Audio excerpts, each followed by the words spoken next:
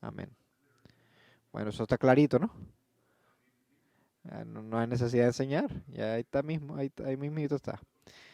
Si eres nuevo con nosotros, estamos pasando por el libro de Daniel y ahora estamos en la última parte del libro que vamos a estudiar cosas del futuro y ahora vamos a estudiar cosas de la historia. Así que vamos a orar. Padre, sabemos que tu palabra da vida y da entendimiento al simple. Te pedimos que nos des entendimiento, que al entender tu palabra seamos cambiados por tu palabra, que no simplemente seamos maravillados por tu palabra, sino que seamos cambiados por tu palabra. En el nombre de Jesús oramos. Todos dicen amén. Escuchamos a menudo acerca de quién es el más grande de todo el mundo. Uno de los debates más comunes es entre Michael Jordan y LeBron James. Sabemos que no hay debate ahí, pero bueno, obviamente Michael Jordan es el mejor de todos los tiempos, eso está decidido. Pero hay otros debates de quién es el más grande. Mohamed Ali dijo que él era el mejor de todo el mundo. Hace unos años, este pasaje fue leído, increíblemente. Fue citado Daniel 8:27. Y no hubo nadie que librara al carnero de su poder. Y dijeron eso porque el equipo, los carneros, jugaron contra Tom Brady, que es el más grande de todo el mundo. Ahora, este pasaje es acerca de unos líderes y reinos del mundo. Y Daniel vio a este carnero Persia, Medo-Persa, que es destruido por un macho cabrío, Grecia. Y luego se levanta un relativamente oscuro rey, un pequeño cuerno. Y este cuerno pequeño iba a atacar el pueblo de Dios de manera brutal. Ahora, la diferencia aquí es que este texto en realidad tenemos bastante detalle y interpretación de lo que significa. Se nos dice claramente que el carnero es Medo-Persia y que el macho cabrío es Grecia. Se nos dice del primer rey de Grecia que es Alejandro Magno. También vimos la semana pasada acerca de Roma y todos estos imperios. Y aquí vamos a ver de nuevo cómo Grecia eh, iba a dominar Medo-Persa. Pero este pequeño cuerno iba a salir de la división del reino de Alejandro Magno. Y los eruditos concuerdan que este es Antíoco Epífanes. También hay un cuerno pequeño en el capítulo 7, pero creo que ese cuerno ahí en ese capítulo se habla del anticristo. Este, en el capítulo 8, es un cuerno pequeño diferente. No está hablando del final de los finales, sino el final de un periodo particular de tiempo. Este enemigo no se iba a levantar para siempre. Este enemigo va a ser destruido, pero no por mano humana. O sea, Dios lo iba a destruir. Y nuevamente vemos que nuestro Dios reina. Él es soberano, Él es el Señor de señores, el Rey del tiempo. Pero ¿por qué un capítulo entero acerca de este cuerno pequeño? Este relativamente oscuro rey. Hay una razón, y es muy simple, es importante que el pueblo de Dios se prepare para lo que tienen que enfrentar y que sepa que no están solos. Jesús hizo esto, ¿no? En el capítulo 16 de Juan dijo, estas cosas os he dicho para que no tengáis tropiezo. Quiero que sepan lo que les viene. Y tienes un capítulo entero en el Juan 16, en el consuelo del Espíritu Santo. Y luego termina el capítulo diciendo, pero confiad, yo he vencido al mundo. Este es el mismo espíritu aquí que tenemos en el capítulo 8 de Daniel. ¿Qué es lo que les viene para que no caigan? Y en el medio de la oposición, sepan que Dios está con ustedes. Entonces, eso nos va a pasar a nosotros. Vamos a enfrentar oposición. Vamos a tener nuestros cuernos pequeños también. Pero en el medio de todo eso, Dios está con nosotros. Algo más de manera de introducción. La claridad de esta profecía es de ayuda para aquellos que son cínicos acerca de si la Biblia predice el futuro. Y no estoy hablando de el tipo de especulación que la gente habla acerca de eventos modernos significan algo de la Biblia. No, estoy hablando de que esta profecía en Daniel 8 es historia. Persia, Grecia, Antíoco Epífanes, Dios nos dice cómo interpretarla. Entonces, entiendo el cinicismo, ¿no? Es entendible porque ah, todo el mundo ha predecido el fin del mundo, ¿no? Y la gente empieza a hacer bromas, ¿no? Recuerdo una foto que vi una vez de un hombre que tenía un letrero que decía, el fin se acerca, y la esposa está al lado con un letrero que dice, quisieras tú. Eh, Todos recuerdan eh, el año 2000. Todo el mundo dijo que en el año 2000 se iba a acabar el mundo. No dejes que ese tipo de equivocaciones te hagan pensar que Dios no está a cargo de la historia, que Él controla la historia y que Él dice que hay cosas que van a suceder en el futuro que en realidad sí suceden. El conocimiento del futuro que tiene Dios es tan certero como su conocimiento del pasado. Mira lo que dice Isaías 46. Dice, acordaos de esto y estad confiados. Ponedlo en vuestro corazón, transgresores. Acordaos de las cosas anteriores ya pasadas, porque yo soy Dios y no hay otro. Yo soy Dios y no hay ninguno como yo, que declaro el fin desde el principio y desde la antigüedad lo que no ha sido hecho. Yo digo, mi propósito será establecido y todo lo que quiero realizaré. La credibilidad de Dios está atada a su habilidad de declarar lo que va a pasar desde el principio. Podemos confiar en Él. Podemos confiar. Ese Dios que revela el futuro, controla el futuro. Y para el pueblo de Dios, cuando leyeron esto por la primera vez, esto era de mucho ánimo. Y que este texto te anime hoy, que nuestro Dios es digno de ser confiado. Vamos a ver este texto en tres partes: el cordero, el macho cabrío y el cuerno pequeño. Y vamos a ver que primero la visión se da y luego la interpretación de esa visión al final del capítulo. Primero, el cordero, la visión, el versículo 1 al 4. En el año tercero del reinado del rey Belsasar, aquí el texto salta de arameo a hebreo nuevamente en el original. Eso quizá te parece interesante a ti. Nadie sabe por qué. Pero sabemos que Daniel está en este lugar extraño, en la provincia de Elam, en el canal de Ulai. Y la visión es de este carnero que tiene dos cuernos. Quizá hablando de Persia, que es más poderoso que Media. Dice, am, dos cuernos, y los dos cuernos eran altos, pero uno más alto que el otro, y el carnero dando cornadas al oeste, al norte y al sur, y ninguna bestia podía mantenerse en pie delante de él, y nadie podía librarse de su poder. Lo que hizo Persia esparcirse por Babilonia, Turquía, África. ah, Esto es una imagen del cordero, o del carnero, perdón. Y luego la interpretación en el versículo 15. Y sucedió que después que yo, Daniel, había visto la visión y trataba de comprenderla, he aquí, vi de pie ante mí uno como apariencia de hombre, y oí una voz del hombre entre las márgenes del Ulai que gritaba y decía, Gabriel, explícale a este la visión.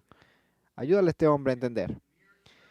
Y él se acercó donde yo estaba, y cuando llegó, me aterroricé y caí sobre mi rostro, dice. Pero él me dijo, entiende, hijo de hombre, que la visión se refiere al tiempo del fin. Y este no es el fin del fin, sino el fin de un periodo particular de tiempo. Y mientras él habla conmigo, caí en un sueño profundo con mi rostro en tierra, y él me tocó y me hizo incorporar donde yo estaba.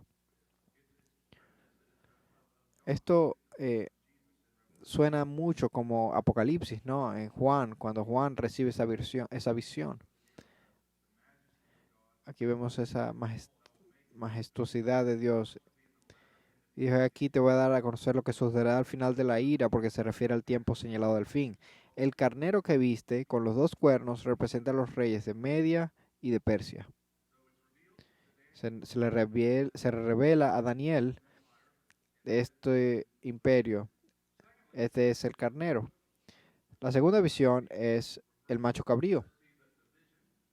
Versos 5 al 8. Estaba yo observando aquí un macho cabrío venía del occidente sobre la superficie de toda la tierra, sin tocar el suelo, o sea que venía rápidamente. Verso 5, el macho cabrío tenía un cuerno prominente entre los ojos. La imagen de cuerno es una imagen de fortaleza en la Biblia. Entonces, el carnero parecía invencible y ahora vemos que este macho cabrío tiene más fuerza. Se dirigió al carnero que tenía los dos cuernos que yo había visto parado delante del río y lo acometió con la furia de su poder. Lo aplastó. Dice, lo vi venir junto al carnero y enfurecido contra él, hirió al carnero y le rompió los dos cuernos. Y el carnero no tenía fuerza para mantenerse en pie delante de él. Lo arrojó en tierra y lo pisoteó. Y no hubo nadie que librara al carnero de su poder. Y el macho cabrío se engrandeció de sobremanera, pero en cuanto llegó a ser poderoso, el gran cuerno se le rompió. Y en su lugar le salieron cuatro cuernos prominentes hacia los cuatro vientos del cielo. Estos cuatro cuernos vinieron después de Alejandro Magno. El reino se dividió en cuatro: Casandro de Macedonia y Grecia, Lisímaco de Tracia y Asia Menor, Seleuco de Siria y Babilonia, y Ptolomeo en Egipto. Ellos dirigirían Grecia hasta que vino el Imperio Romano. O sea, Daniel está viendo cosas que pasarían cientos de años después. Y está hablando de este rey, donde se nos da la interpretación en el versículo 21. Dice, y el macho cabrío peludo representa el reino de Grecia, y el cuerno grande que está entre sus ojos es el primer rey. Y el cuerno roto y los cuatro cuernos que salieron en su lugar representan cuatro reinos que se levantarán de su nación, pero no con su poder. Mencionamos un poco de Alejandro Magno y de su reino la semana pasada.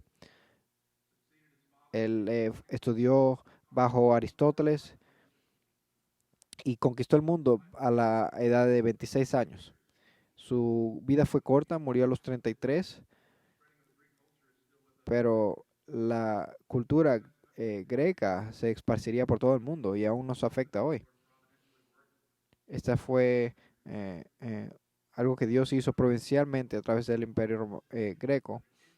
Fue increíble lo que Alejandro Magno hizo, pero terminó en un segundo. Y la interpretación se nos da luego. Se nos dice,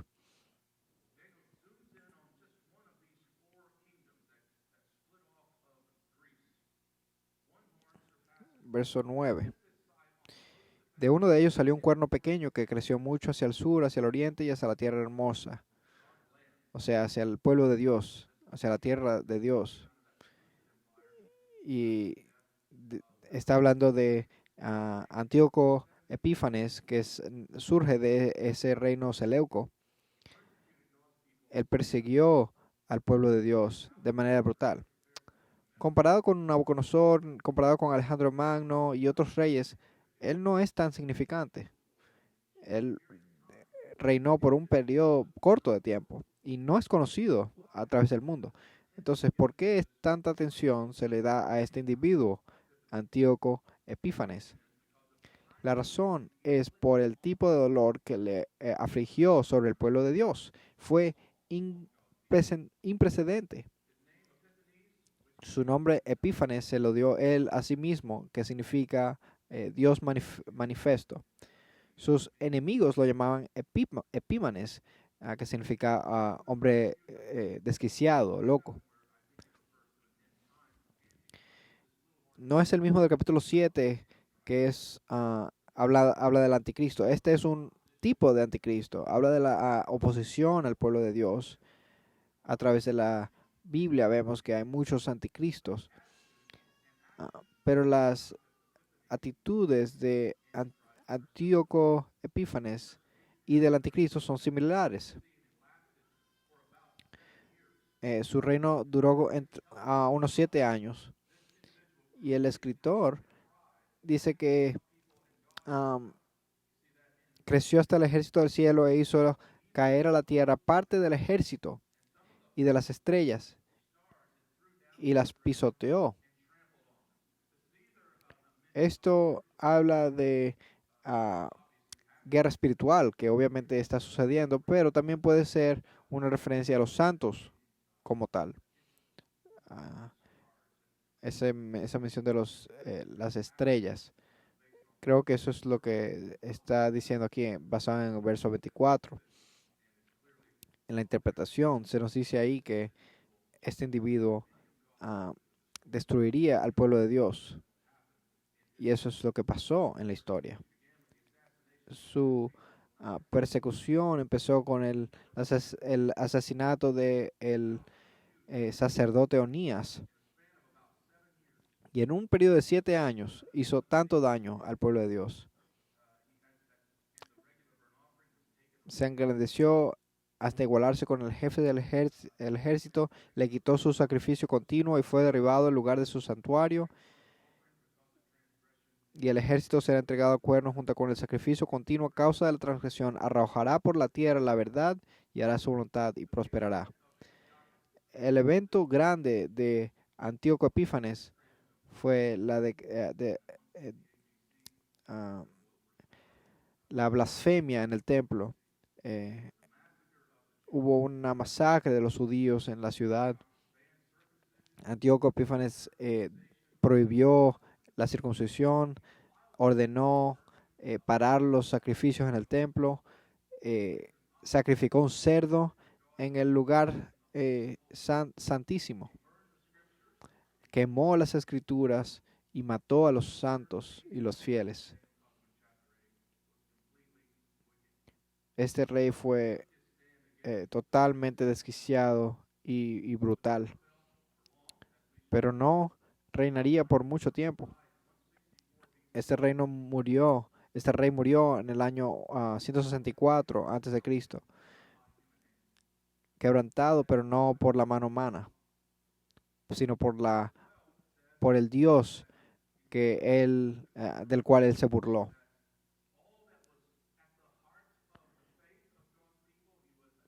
Él atacó todo lo que el pueblo de Dios abrazaba.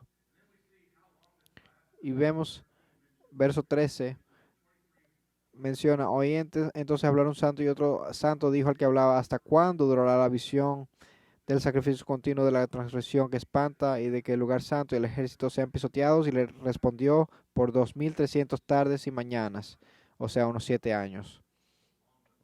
Si tú haces la matemática, 2300 tardes y mañanas son unos 7 años.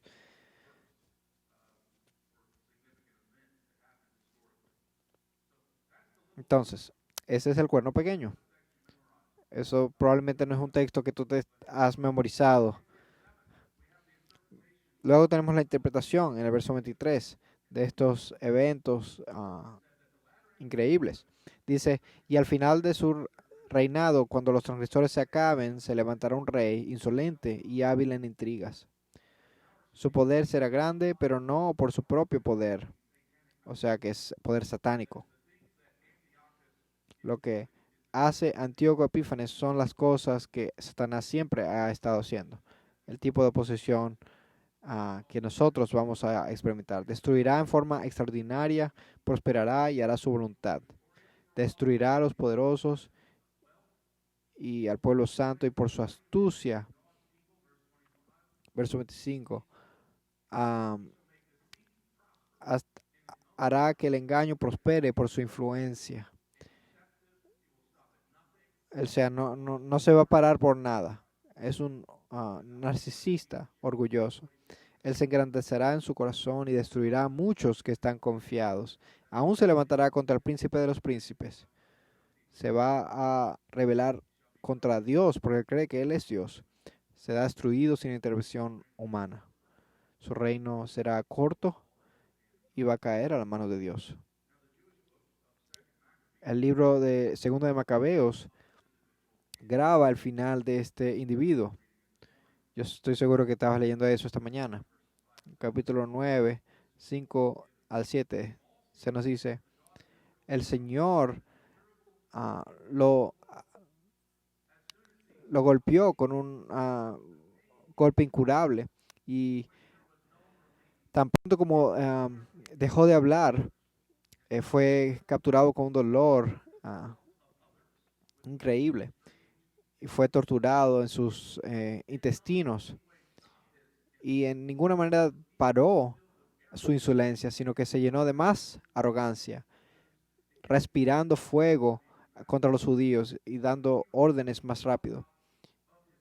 Así que se cayó de su caballo y se cayó tan duro que torturó cada miembro de su cuerpo. Daniel se le dice aquí de eventos verdaderos del futuro. ¿La Biblia nos dice realmente el futuro? Sí, sí, los eventos sí suceden.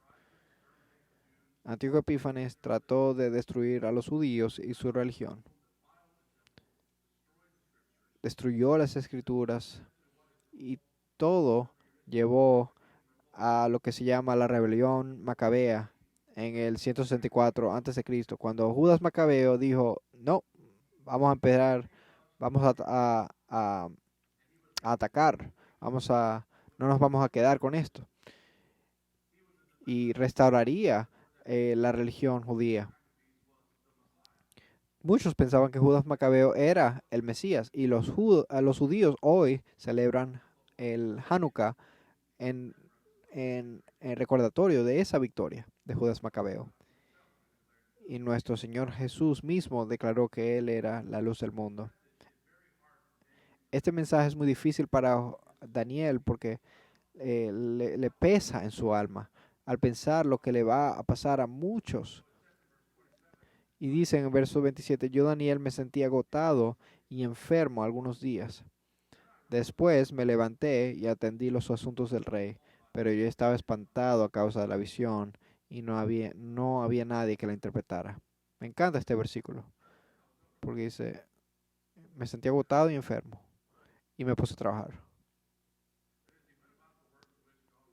O sea que hizo lo que Dios lo había llamado a hacer. Él no dejó de trabajar porque sabía lo que iba a pasar en el futuro. Él tenía este peso en su corazón, sabiendo que vendría oposición contra el pueblo de Dios. Este versículo es increíble para mí. Esta frase corta. Me levanté y atendí los asuntos del rey. ¿Qué haces cuando tienes una carga tan pesada que te deja destruido? Muchas cosas en este mundo te pueden desanimar, ¿verdad? Eventos en el país, el precio de la gasolina, tu familia, la iglesia. ¿Qué haces? Mira lo que hace Daniel. Hace su trabajo. Hace discípulos. Eso es lo que significa ser fiel. Perseverar a la luz de los retos. Los, los mejores santos son quebrantados y retados por cosas increíbles y sin embargo ellos siguen de pie. ¿Cuántos santos en la historia han sido agobiados con enfermedad? Y mira cómo Dios ha preservado a Daniel aún en su edad de unos 80 años. ¿Has pensado alguna vez, wow, yo debería estar loco? Y es por la edad, perdón, por la gracia de Dios que estoy aquí. Daniel ha sido eh, dado de comer a los leones y tanto le ha pasado y aquí está pensando en todo lo que le va a pasar al pueblo de Dios.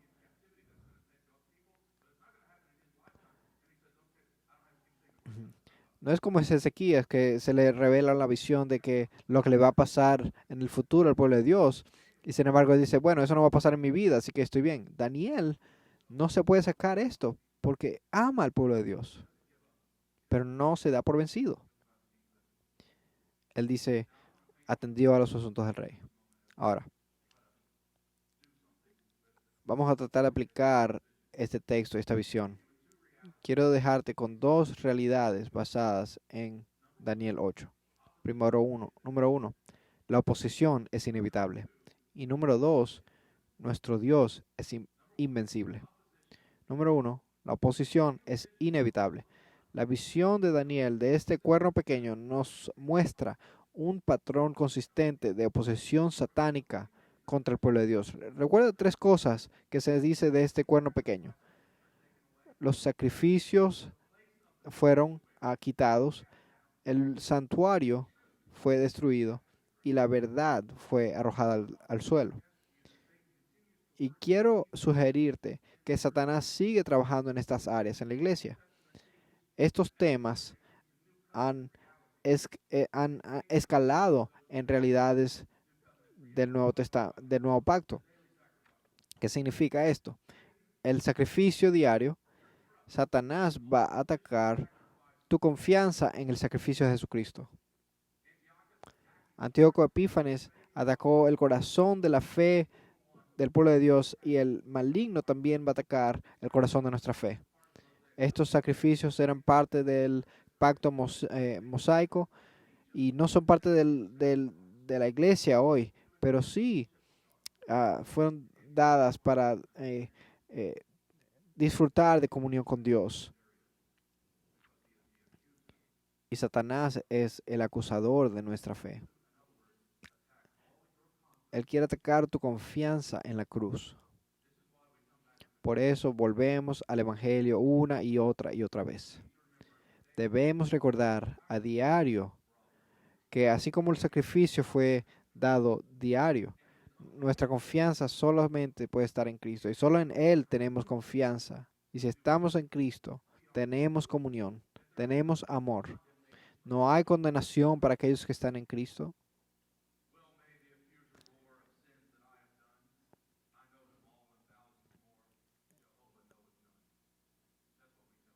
Le decimos, cuando he caído en tentación y al sentir condenación, al ver al cielo encontraré al inocente que murió. ¿Quién puede acusar a los elegidos de Dios? Cristo es el que murió y que resucitó y que está a la diestra del Padre. Intercede por nosotros. Satanás quiere que dudes la suficiencia del sacrificio de Cristo. Quiere hacerte sentir preocupado y que no tengas confianza. Ahora nosotros queremos dar nuestras vidas. Él quiere prevenirnos de ese gozo. Nosotros, como el pueblo de Dios, debemos saber esto para prepararnos para ese mismo tipo de ataque satánico. Ataca nuestra creencia en el sacrificio perfecto de Dios. Consumado es, dijo Cristo, cuando tu corazón es derretido por el amor de Dios, entonces nada puede cambiar eso.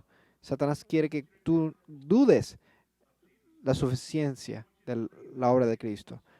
Él quiere que creas que de Cristo más algo, pero no, es Cristo y Cristo solamente. Prepárate para ese ataque.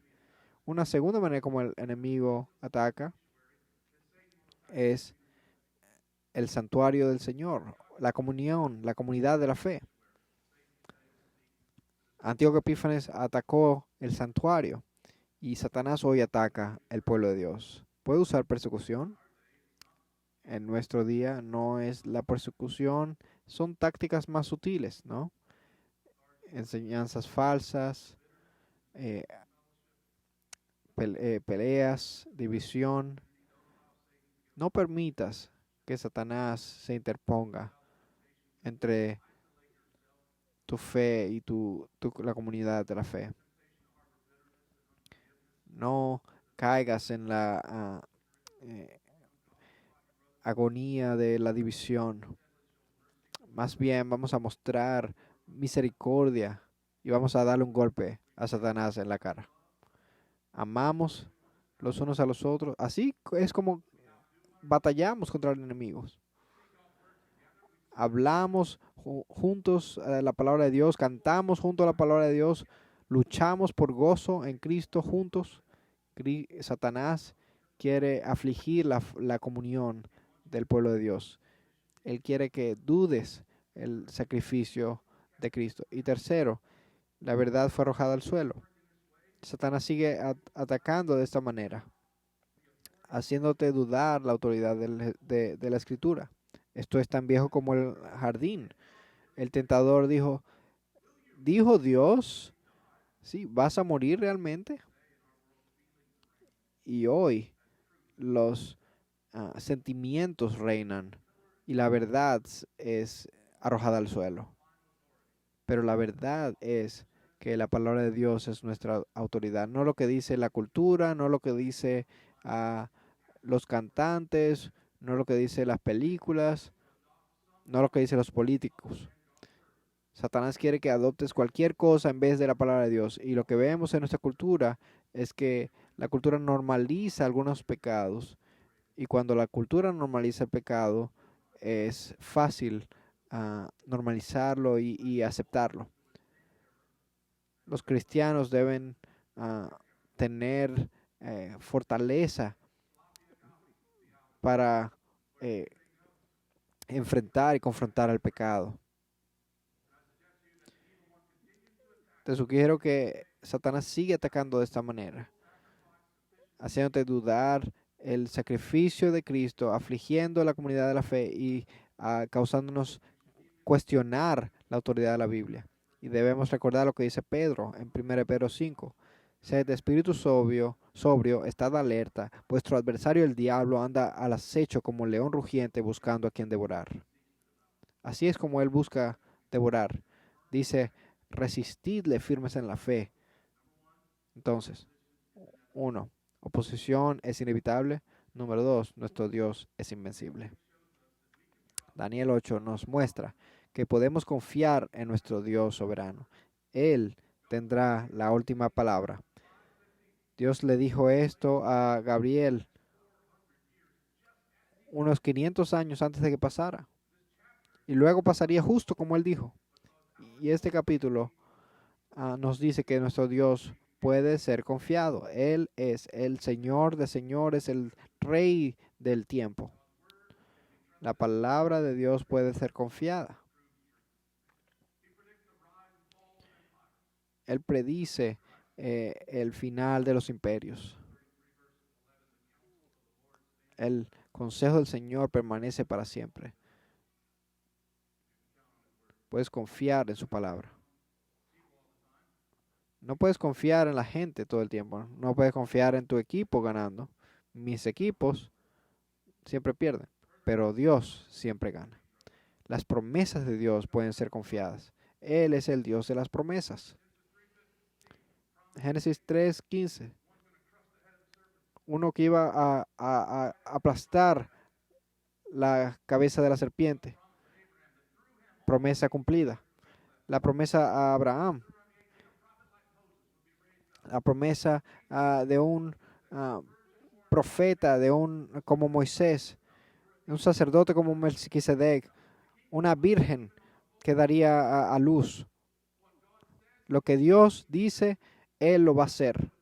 Y ahora vivimos con esta promesa. Nuestro Cristo vendrá nuevamente y tenemos total certeza que eso va a suceder. Tenemos total certeza por lo que Él ha dicho, Él lo va a cumplir. A pesar que parezca un tiempo largo, Él lo va a hacer. El Mesías debe ser confiado. Va a haber un Mesías que no es Judas Macabeo. Va a ser la luz del mundo, Jesucristo. Y a través de su muerte sacrificial, Él puso fin a los sacrificios para siempre. Su sangre fue derramada por nuestro perdón. Y un día Él va a volver. Y el anticristo y toda oposición va a ser destruida, así como Antíoco Epífanes fue destruido. La última palabra no fue la del carnero ni la del macho cabrío, sino la del cordero. Él es el cordero y el más grande del mundo. Confía en él. Él es la luz del mundo. Él va a reinar para siempre. Y nosotros vamos a vivir con él. Y no va a haber necesidad del sol, porque Jesucristo va a dar su luz. Y todos sus enemigos van a caer a sus pies. La oposición es inevitable hasta que lo veamos. Pero nuestro Dios es invencible y le confiamos en él. Padre, te damos las gracias por tu palabra, que fortalezca nuestra fe, que nos edifique. Ayúdanos a confiar en tus promesas, confiando en el Dios de las promesas. Gracias, Señor Jesús, por todo lo que eres, todo lo que has hecho y todo lo que nos darás. Ponemos nuestra atención en tu cena que tú nos diste para poner en nuestro corazón lo que has hecho por nosotros. Ayúdanos, Señor. En nombre de Jesús. Amén.